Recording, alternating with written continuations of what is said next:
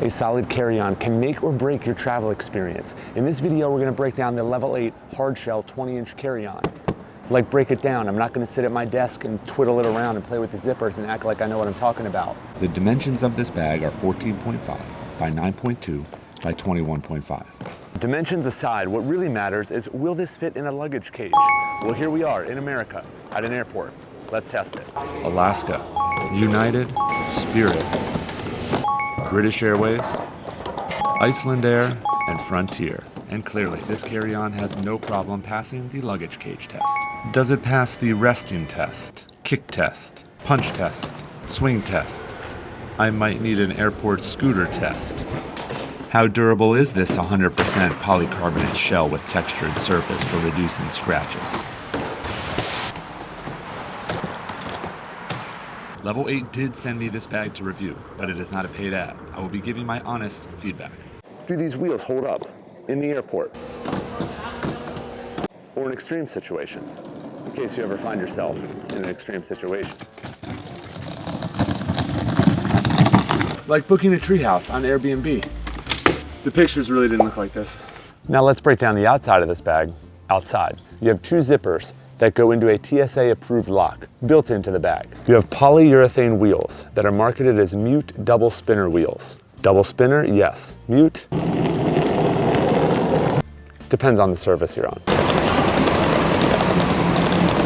There's a telescoping handle.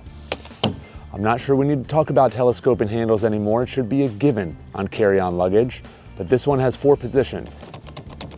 Feels pretty sturdy, button on top to adjust. You have a top static handle and a side static handle on the left side. Great for that overhead bin lift. Also great to hold in a shielding position, in case you ever need to. Shield. You also have 4 bumper feet on the side of the bag to protect it from scratches and falls. Here we are at the airport. We got our bag, testing her out, but a little tip, if you were just carrying on, then you should check in online. Behind me are all the check-in counters. If you can avoid that, then usually you'll avoid your bag being weighed.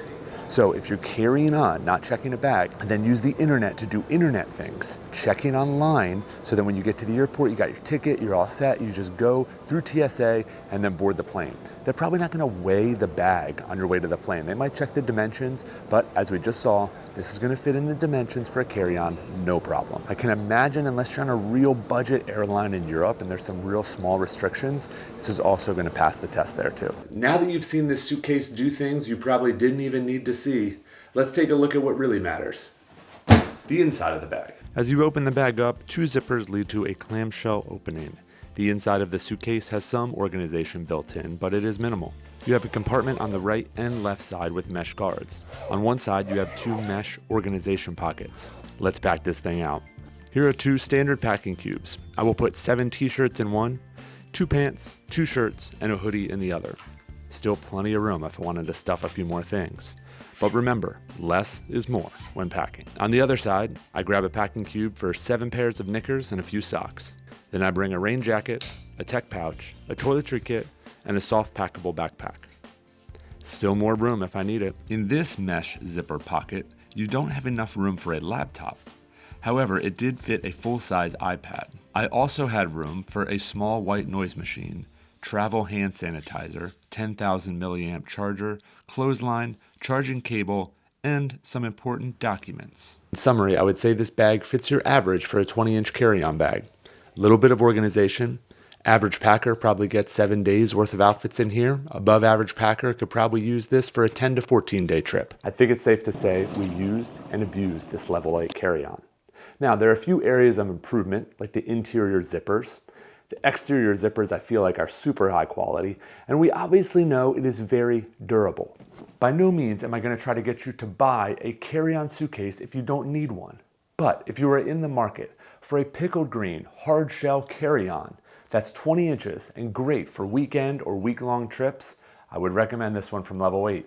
If you want to support our channel and get a slight discount, I'll put some links in the description that you can use. If you like this video, I think you'll really like this one where I break down 10 tiny travel essentials. I'd love to hear your thoughts on it.